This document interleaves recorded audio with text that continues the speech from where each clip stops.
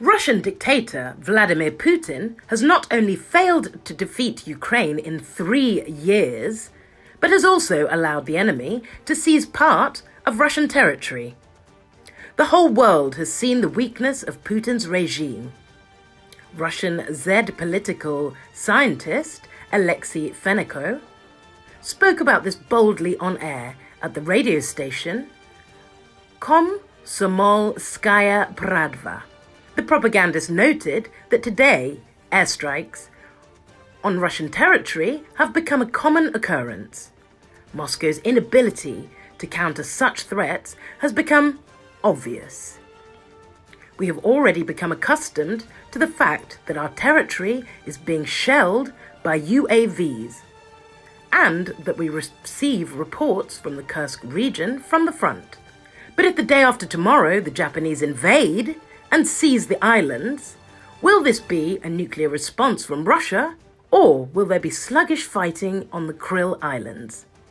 And what if, for example, tomorrow NATO forces invade the Kaliningrad region? Fenenko asked. He doubted the veracity of the Russian dictator's words about the Oreshnik missile and its power. We were told that a Kinzhal strike would be enough, that any country would capitulate. But Ukraine didn't capitulate.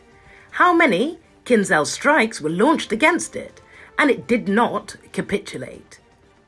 The propagandist was indignant.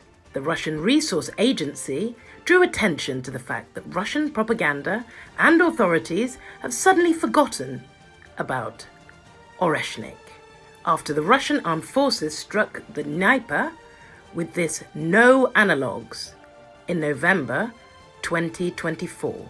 This topic was actively discussed by Russian officials and the media. Russian dictator Vladimir Putin bragged about the missile in every speech, promising new attacks.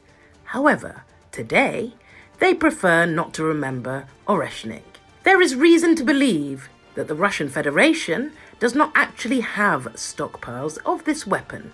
Western experts immediately questioned Oreshnik's novelty. The Pentagon suggested it was based on the RS-26 Rubez missile.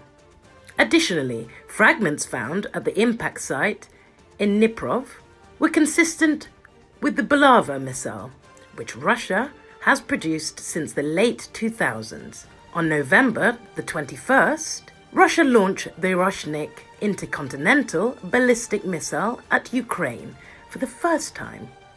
The missile targeted Dnipro, causing minor damage. Several media outlets reported that Russia used a modified RS-26 Rubez missile without a warhead in the attack. That same day, Putin described the use of a ballistic missile equipped with a non-nuclear hypersonic payload as a response to British and American weapons.